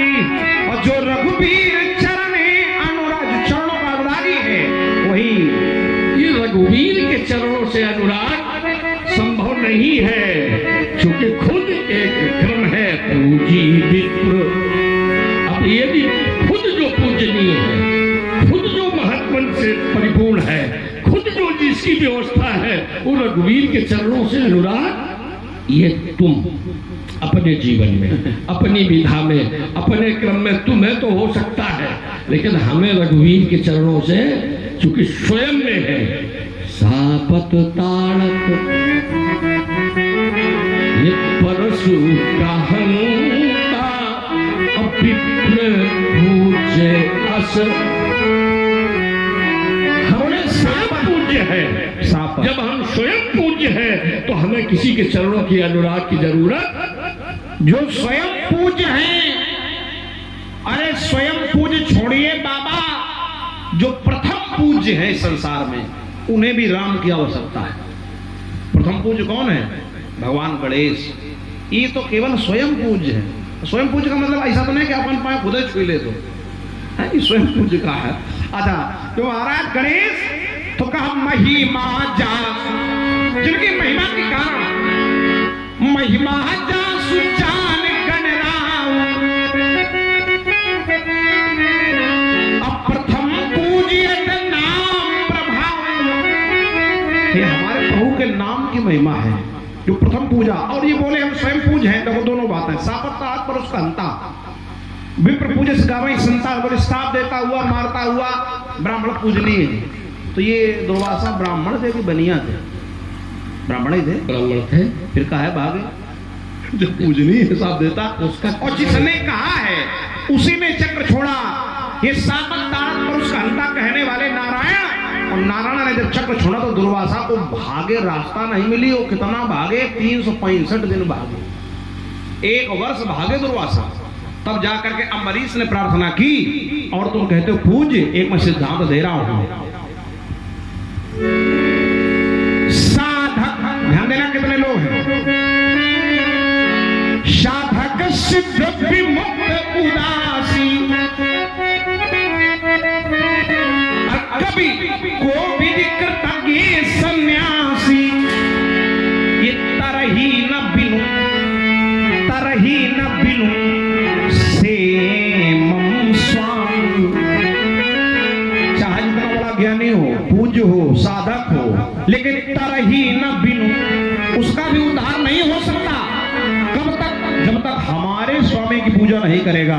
तरही न बिनु से मम स्वामी, चूंकि राम नमामि नमामि नमामि, नमामि नमामि प्रथम पूज्य नाम प्रभाव।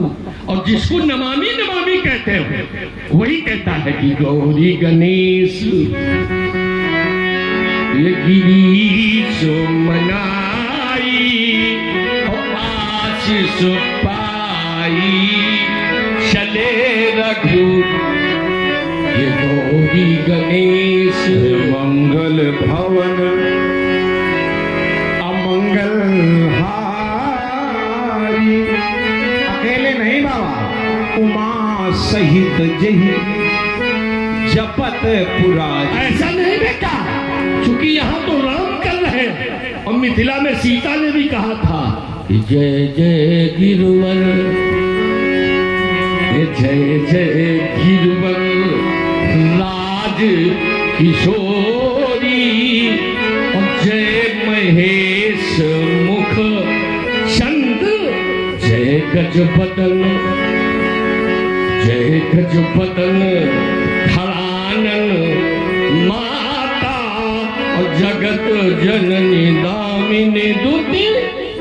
राम ने, भोलेनाथ सीता ने। अच्छा, मैया पार्वती क्या कहती हैं? चलो ये तो सीता जी कहती हैं। अब पार्वती जी क्या कहती हैं भगवान शंकर से? कि तुम पुनि राम राम राम, तुम पुनि राम राम दिने राती, दिन रात राम राम का जप करते हैं भगवान महादेव जी। तुम पुनि राम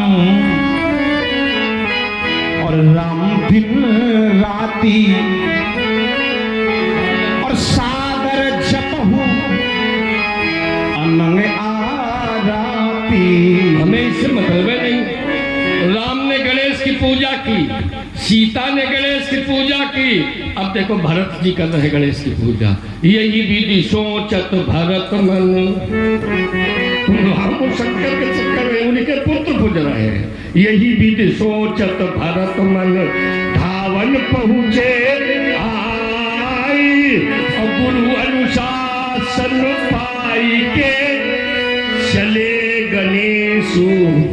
अच्छा ये बताओ, शंकर जी पूज रहे हैं, उनका परिवार पूज रहा है, हम तुम काहे लड़े जा रहे हैं? जब ना हम पूज रहे हैं ना तुम पूज रहे हो। एक बात बताओ, ये अब यो जरूर है कि अब पूजे में ले जाओ, अब पूजो चाहत हो तुम, यो हमें लग रहा है देखिए बात कहना है, तुम्हारे बस की बात नहीं अरे है। बस की बात, ये सब वो तुम्हारे बस की बात देखिए नहीं है। महाराज, माता पार्वती, शिव जी, मैया पार्वती को नारद जी ने बताया कि भगवान विष्णु के 1000 नामों का जप करो। वो 1000 नाम का जप कर रहे थे, भोलेनाथ ने किसी कार्य के लिए आदेश किया, उन्होंने कहा पूजा पूरी हो जाए। कहा ये कौन सी पूजा है जो पूरी नहीं हो रही है?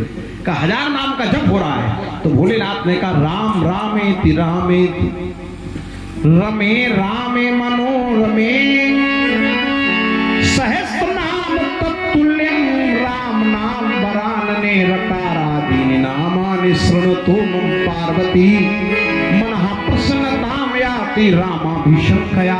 तुम राम कहो तो सहसे नाम, 1000 नाम बराबर राम का एक नाम का सहसे नाम सम सुनी शिव बानी। सहसे नाम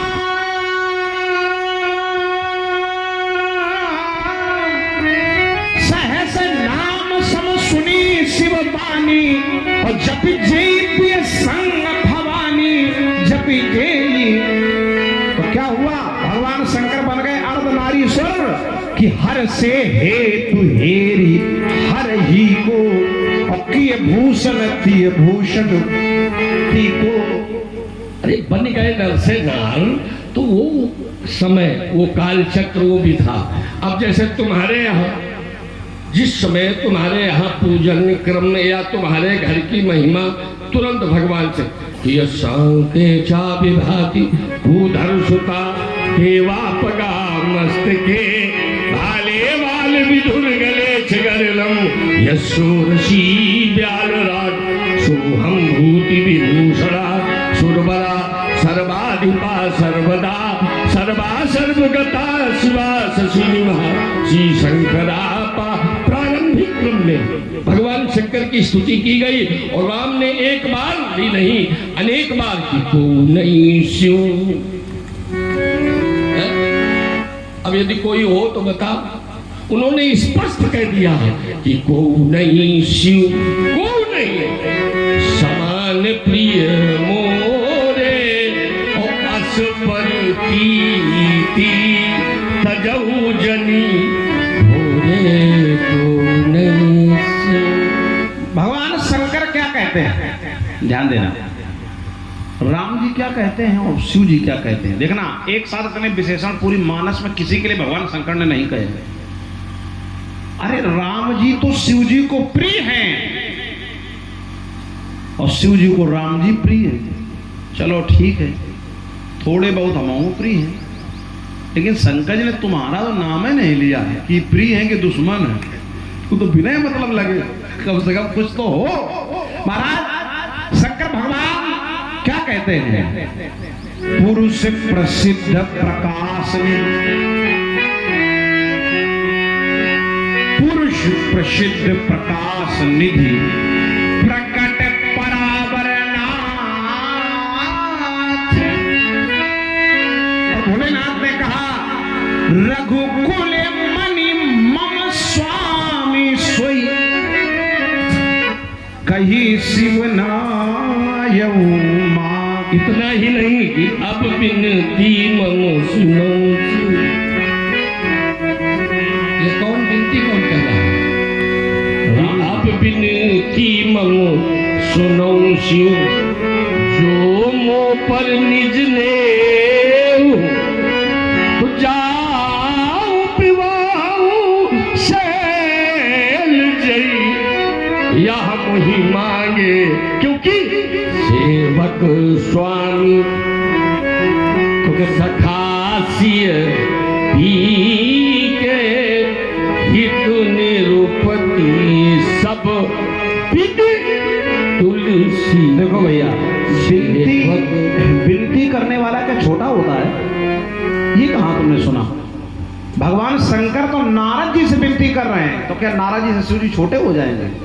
बार बार बिनवो मुनि तो ही और जिम ये कथा सुनायो मोही अस जन हरि सुनायो कबहू चले प्रसंग दुरायो तब हूं। तो विनती करने से कोई बात। अच्छा एक बात, चलो ठीक है, शंकर भगवान के हृदय में कौन रहता है? शंकर भगवान के हृदय में राम जी रहते हैं। क्योंकि राजा मनु ने जब तपस्या की तो उन्होंने क्या कहा? आकाशवाणी हुई, तुम क्या चाहते हो? तो राजा मनु ने क्या कहा? जो स्वरूप का जो स्वरूप बस शिव मन माही। और जब याद रहा है तो मान जाते हो पहले का जो स्वरूप बस शिव मन माही, यही कारण मुनि जतन कराही। और जो भीषण मन मानस हंसा और सगुण अगुण जय निगम प्रशंसा वो रूप। अच्छा चलो, शंकर जी के हृदय में राम जी रहते हैं। शिव से हृदय रामा, रामा से हृदय शिवा। तुम के कोने में भूत है के हृदय में रहा? हमें रहने की जरूरत क्या है? देखिए, ब्रह्मचारी किसी के हृदय में थोड़ी रहता है। ब्रह्मचारी तो जहाँ रहता है वहाँ समस्त तीर्थ और समस्त देवता यदि ना आते होते तो मैं ऐसे गुरु कर कि राम लखन सिय जान चढ़ी। कोई छूट रहा हो तो बता। शंभु चरण सिर नाई, राम लखन सिय जान चढ़ी। शंभु चरण सिर नाय और सचिव चलायो तुरत रत इत तो खोज।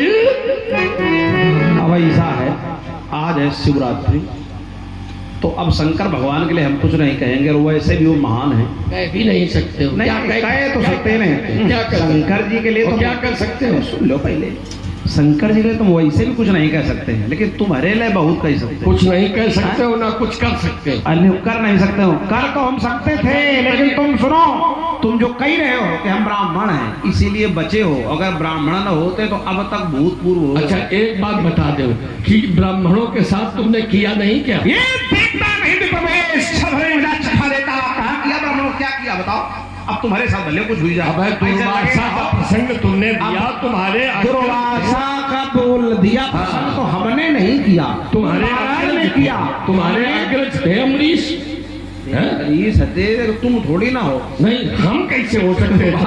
क्षत्रिय, हम ब्राह्मण। हाँ तो ठीक है। अच्छा, क्षत्रिय ब्राह्मण के अग्रज नहीं हो सकते, या ब्राह्मण क्षत्रिय का अग्रज नहीं हो सकता? सब कुछ हो सकता है बाबा। विश्वामित्र अगर क्षत्रिय होकर ब्राह्मण हो सकते हैं, तुम अगर ब्राह्मण होकर क्षत्रिय जैसे आचरण कर सकते हो? लाला वहाँ ही छल है, और जहाँ छल है और वहाँ तो ये स्वाभाविक है कि जहाँ छल है वहाँ कोई हल नहीं है। समझ गए बात? मतलब छल है जहाँ वहाँ कोई हल नहीं है, तो ई पैदा है छल से। इनके बाबा ने दो चरु बनाए थे, एक ब्राह्मण स्वभाव का बनाया, एक क्षत्रिय स्वभाव का। तो छल करके उनकी सास सत्यवती ने वो चरु बदला। परिणाम क्या हुआ? ये खड़े हैं। फिर तुम घुमा गए। छल किया किसने? वो परिणाम आया विश्वामित्र के ऊपर पहले।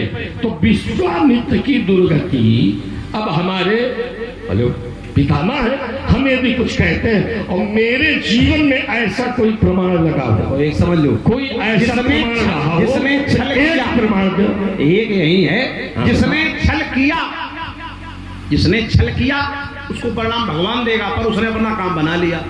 उसने राजर्षि से ब्रह्मर्षि बना लिया। ठीक है, उसने अपना काम बना लिया। भाई जिसने, हम तो मान रहे हैं, तुम्हारी बात यही तो बड़ी समस्या, हम सब मान रहे हैं, और जब मान जाओ तो तुम पीछे हट जाओ। कुछ नहीं। देखो, तुमने कहा छल किया किसने? तो जिसने छल किया उसने अपना कार्य बना लिया। अब भगवान से दंड दे न दे भगवान जाने, लेकिन तुम तो छल से हुए। ये तुम्हारी दृष्टि में काम क्या काम बना लिया कि 60,000 वर्ष की तपस्या एक मेनका के द्वारा बना लिया कि बिगाड़ दिया? सुनो 60,000 से शकुंतला नाम की कन्या हो गई, पैदा हुई। ठीक है, ठीक। और दुष्यंत तुमने भंग करके अपने जीवन को व्यर्थ पाने कर। अरे भाई वही बात करते हो। ये बताओ कि खर्चा कौन करता है? जिसके पास है। अरे उनने भंग कर दिया अप्सरा को देकर, तब तुम पर कोई अप्सरा जवाब दे। बस यही बात है कि इधर की भी बात उधर की भी बात। भाई एक जगह तो नहीं ना, तो कैसे रह गए भाई? अच्छा चलो, एक प्रमाण ये आप दे दो, कहीं से कथा सुना दो। भाई विश्वामित्र पर मान लीजिए मेनका अप्सरा उन पर आसक्त हुई, तो उससे कन्या हो गई। जब तुम पर कोई आज तक आ सकता ही नहीं हुआ तो तुम ये प्रमाण कह दे रहे हो भाई? अगर ऐसा कुछ हुआ होता अब फिर तुम कहते कि नहीं हम जितेंद्री हैं। देखो एक बात ठीक है, हाँ। ब्रह्मचारी और विश्वामित्र ब्रह्मचारी नहीं थे, महामुनि थे। तो ठीक है, तो हमारी क्षमता जो तुम बार बार विश्वामित्र से कर रहे हो, तो पहले तो ये जान लो कि इसमें ज्येष्ठ कौन है, श्रेष्ठ कौन है? हम है ब्रह्मचारी। विश्वामित्र कौन है? बाबा। और तुम कौन हो? नाती। बाबा श्रेष्ठ की नाती। देखो श्रेष्ठ हम है, ज्येष्ठ वो है।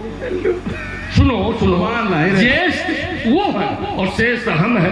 शालिग्राम की बकिया छोटी हो चाहे बड़ी, वो पूजनी होती है, मान्य वर्ग का वो हमारे पितामह है, इसलिए वो ज्येष्ठ है और मैं श्रेष्ठ इसलिए हूँ क्योंकि मान्य वर्ग का नाती हूँ। बटिया अभी बटिया बनी गए। जब अपना काम बनाना है तो बटिया। अब विश्वामित्र वो है जिन्होंने दूसरा संसार बना डाला, दूसरा ब्रह्मांड बना डाला। तुमने आज तक ब्रह्मांड छोड़ो, एक गांव बनाया, पुरोवय बनाया। एक बात बता, विश्वामित्र वो हैं जिनके नाम से ऋग्वेद में चर्चा होती, विश्वामित्र मंडल। विश्वामित्र वो हैं जिन्होंने वेद माता गायत्री को श्राप दे दिया। विश्वामित्र साधारण है, विश्वामित्र वो हैं जिन्होंने सृष्टि बना दी। ब्रह्मा जी ने कहा रोक दो, तो विश्वामित्र ने कहा कि रोक दूंगा लेकिन जो बना दिया वो अपने में शामिल करो। तो विश्वामित्र की रचना को अपनी सृष्टि में ब्रह्मा को शामिल करना पड़ा। तुम्हें शामिल होते नहीं। देखो एक बात बता, शामिल नहीं है, कुछ पृथकताएं हैं विश्वामित्र के क्रम में भी, जैसे कि शिरोधार्य है, पूजनी है, हर पूजन में, हर यज्ञ में। और तुम्हारे घर की धरोहर है गंगा, गंगा जल की जरूरत पड़ती, बगैर गंगा जल के कोई पूजन। ब्रह्मा की सृष्टि, भागीरथ की उत्पत्ति, भगवान शंकर का योगदान। लेकिन अब यदि उसी सृष्टि से काम चल जाता तो गंगा जी का पूजन गंगा जल से थोड़ी होता है? तुम्हारे जैसे मूर्ख हो तो जाके वहीं नमस्तुभ्यं ओम ये सब करके चले आओ। गंगा जी का पूजन क्या गंगा जल से किया जाएगा? नहीं किया जाएगा। गंगा जी का पूजन नारियल के जल से, जो विश्वामित्र के द्वारा उत्पन्न हुआ। समझ रहे हो? यहीं से आप कौन श्रेष्ठ है? नहीं। अच्छा ये सब बातें हटाओ। अच्छा आप लोग बताओ, बाबा श्रेष्ठ, बाबा बड़ा कि नाती? इतना नहीं जाना बाबा। तो फिर क्या कही रहे बाबा? ठीक है, देखता नहीं प्रवेश तो बाबा है विश्वामित्र और नाती है ये, तो बाबा बाबा है। यही तो मैं कह रहा हूँ, जैसे जैसे में पृथकता है। बाबा बाबा मेरा कहना है व्यासी, और क्या कहना है? अरे देखत में सीधे हैं, छबीले हैं, रंगीले राम, लेकिन शत्रुदल काटिले में काट जो कटीले हैं। भरत की रिपु सुदन की गिनती गिरा में कौन, और इन्हें संहार भी में निपट हटीले हैं। और हमें न पूछो, हम हैं भुजंग काले, विसर्मत वाले भीड़ बाकी नुकीले हैं। अरे भ्रघुनाथ ना देखे न सुने होए, दशरथ नंदन ये चारों जहरीले हैं। अरे बाकुरे बराह सिंह बाघन के बलन वीर, और बिजुन के तीर बलवान बगराने हैं। बेहद ब्रकन बलीन ब्रंद पगरी गए, बेहद ब्रकन बलीन ब्रंद पगरी गए। अपन में विहंग बन मानुष डराने हैं, भाजे है भुजंग भैराय भूमि भाती तज, ये भालऊ भबरी भैराय भैराने हैं। और कठिन कुठार को कठोर कंठ कानन सुनी, ये कानन करी के करजवा टकराने हैं, ये कानन करी के करजवा। अच्छा ये कौन है? विश्वामित्र के नाती। अब विश्वामित्र जी हमारे कौन है? तो चलते समय पिताजी ने कहा था, मोरे प्राणनाथ सुध दो, तुम मुनि पिता आन नहीं को। मतलब जो इनके बाबा हैं वो हमारे पिता हैं, तो हम इनके कौन हुए?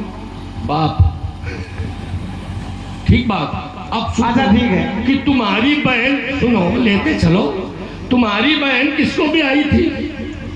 महात्मा श्रृंगी को, जो रोमपाद ने जिसको पाला था, शांता का। और महात्मा श्रृंगी हमारे मौसी के लड़के मौसेरे भाई हैं। तो जब श्रृंगी इनके बहनोई हुए तो हम कौन हुए? किसी दूसरे महात्मा से जाके ये सब बताओ। अच्छा। हमारे पास ये 420 तुम्हारी 16 दूनी आग नहीं चलने वाली। अच्छा तो ठीक है, तो ये का हुई गए इनका बताओ सही से। बानोई हुई गई। अरे ये तो और हालचाल क्या है? ठीक है सब बताओ। अच्छा मेरा कहना है और क्या कहना है, मेरे प्रभु को जानो और पहचानो।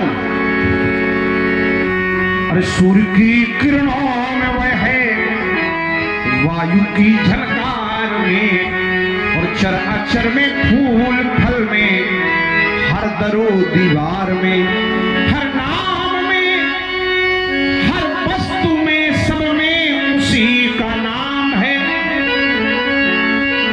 और देखने वाला हो तो कण कण में व्यापक राम है। क्यों? क्योंकि सुधा पान करना और बहुत ही सरल है, पर गरल पान कर के दिखाओ तो जाने, यहाँ देव बनना और बहुत ही सरल है, पर महादेव बनकर दिखाओ तो जाने, यहाँ देव बनना। नहीं जानता क्योंकि पले को गिराना बहुत ही सरल है, पर गिरे को बना कर दिखाओ तो जाने, चले को बुझाना बहुत ही सरल है, पर बुझे को जला कर दिखाओ तो कहो लखन। कौन नहीं जानता जले को बुझाना सरल है, बुझे को जलाकर दिखाओ। देखो महात्मा जी, बुझे को जलाया भी जाता है, समय आने पर जले को बुझाया भी जाता है। जब कार्य अच्छा होगा तो बुझे को जलाया जाएगा, जब कार्य खराब होगा तो जले को बुझाया जाएगा। भगवान का यजन होगा, आज पावन पर्व है भगवान शंकर का, तो एक बार जब यज्ञ होता है तो भाई बुझे को जलाया जाता है, यज्ञ होता है। और जब यज्ञ में भगवान शंकर को भाग नहीं दिया गया तो जले को बुझा दिया गया। विचार कीजिए, तो जहाँ भगवान की महिमा है, कौन नहीं जानता तुम्हारे बारे में। 3 प्रकार के ऋण होते हैं, ऋण तो तमाम प्रकार के हैं पर 3 प्रमुख हैं, माता पिता गुरु। माता का जो ऋण है उससे ये उद्धार हो गए। आज तक और कोई नहीं हुआ, सिर काट दिया ना जब न रहे बांस न बजे, हाँ ऐसे उद्धार हुए। पिता का ऋण तब जाता है जब एक संतान हो जाए, होनी है ना हुई है। अब गुरु करण शेष रहा है, ऐसा लगता है सूजन हमारे ही माथे काढ़ा, दिल चल गयो ब्याज बहु बाढ़ा। अब आ गया है समय महाजन को बुलाने का, अब आनी व्यवहरिया बोली, तुरंत देऊं मैं थैली खोली। चाहता हूँ समिति के संयोजक, कार्यक्रम के अधिष्ठाता यदि इस समय यहाँ पर उपस्थित हो तो कुछ क्षण के लिए मंच पे आ जाए।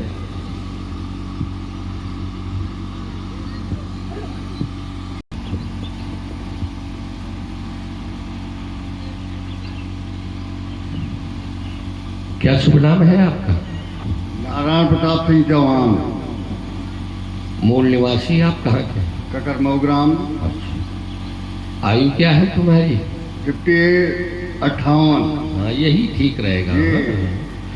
तो एक बात हमें बताइए आप जी कि कामकाज तो जीवन में पर्याप्त रूप से पूर्ण रूप से हुआ, जी राम काज के प्रति यदि आतुरता तुम्हारे मन में बढ़ी जी। तो ये कब से बढ़ी? ये जन्म से संस्कार पाए हमने, तब से निरंतर बह रही है, निरंतर बह रही है अंदर। आवाज है जोरदार ताली। तो ये आयोजन जो तुमने कराया, जी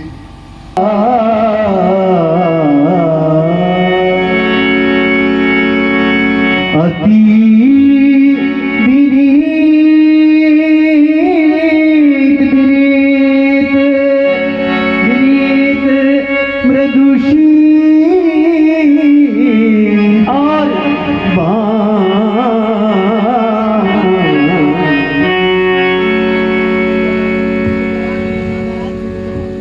और ये है हमारे परम श्रद्धेय भैया जिनके सबल प्रयास से ये कार्यक्रम हो रहा है जो आप सभी लोग देख रहे हैं। श्री नारायण सिंह जी चौहान आपके द्वारा 501 मुद्राएं संयुक्त रूप में भेंट की गई हैं। कोटि साथ धन्यवाद।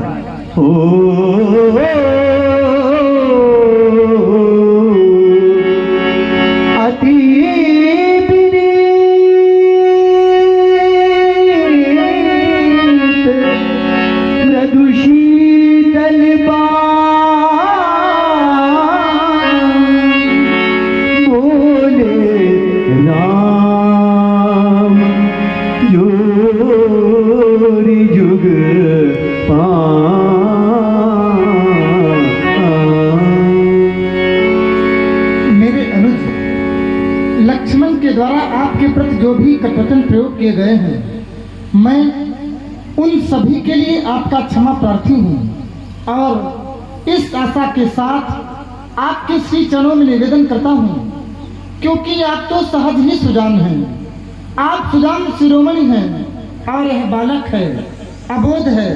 इसलिए हे नाथ, मेरा आपसे निवेदन है कि आप इस बालक के बचनों पर कान न दें।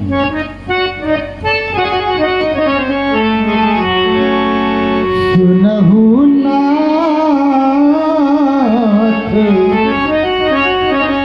तुम सहज सुजाना, बालक वचनों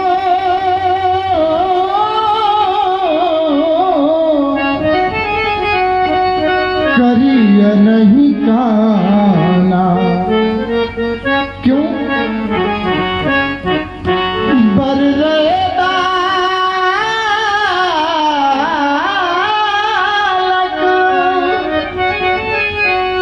एक स्वभाव,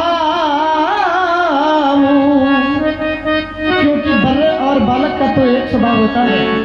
इन्हीं न संत विदूषण का, संत लोग इन्हें दोष नहीं देते। और फिर इस बालक ने जो भी कथन कहे हैं उसमें भी इसका अपराध नहीं है। कही नाही कछु काज बिगाड़ा, अपराधी मैं नाथ तुम्हारा। अपराधी तो मैं चाहता हूँ कृपावा को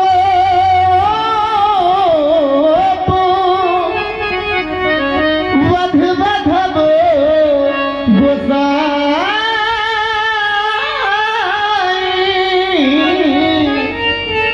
आप मुझ पर अपनी कृपा करे, अपना क्रोध कर, मेरा वध कर दे, मुझे बांध लो। मोह पर करियो दास की नाम। और यदि इन प्रोक्त वाक्यों से भी आपका क्रोध ना शांत रहा हो तो कहिए बेगी जही विधि रिस जाई, तो मुनि नायक सोई करिए उपाय। मुनि जाहिर सी कैसे अजहू अनुज तो चित ही अनेसे। राघव, हाँ, सुनता हूँ जब तुम्हारी अतिविनीति बड़ी शीतल बातें द्रवित होती है अंतरात्मा राम, लेकिन जब देखता हूँ अनुज भ्रात की ओर तो क्रोध की ज्वाला फपक पड़ती है। राघव, और आप हैं भैया राजू जी, आपकी ओर से 51 प्रश्नों का और साधुवाद। क्योंकि तुम्हारा स्वभाव इसके प्रभाव में बड़ी पृथकता है राम। हाँ ना। ये तुम्हारा अनुज है? क्या नाम है तुम्हारी माँ का? मेरी माँ का नाम कौशल्या है। और इसकी माँ का? इसकी माँ मैया सुमित्रा है। तभी तो इसका प्रभाव पृथक है, क्योंकि भेद है, पृथकता है तुम्हारा स्वभाव और इसका प्रभाव। जब तुम्हारे स्वभाव को देखता हूं तो अंतरात्मा विनम्र और गंभीरता की ओर प्रस्थान है। और जब इसका प्रभाव देखता हूं तो राघवन कहता है यही के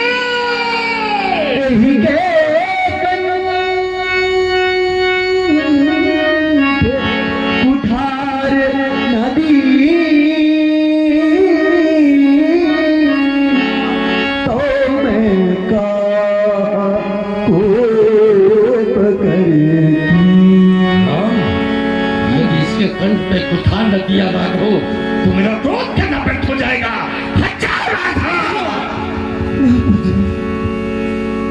आप ऐसा न करें ना, आप ऐसा न करें पूज्यवर। आप इस कुठार के द्वारा मेरा वध कर दें। इस कुठार के द्वारा आप मेरी ग्रीवा का शिरोच्छेदन कर दें, लेकिन मेरे अनुज लक्ष्मण को छोड़ दें। क्योंकि हे नाथ, यदि मेरे रहते मेरे अनुज लक्ष्मण का वध हो जाएगा तो ये संसार मुझे क्या कहेगा? सभी कहेंगे यही है राम, जिसे लोकनायक को मर्यादा पुरुषोत्तम कहा जाता है, और इसने अपने रहते अपने छोटे भाई लक्ष्मण का वध करवा दिया। हे नाथ, मैं बिना भैया लक्ष्मण के कौन सा मुंह लेकर के अयोध्या वापस जाऊंगा?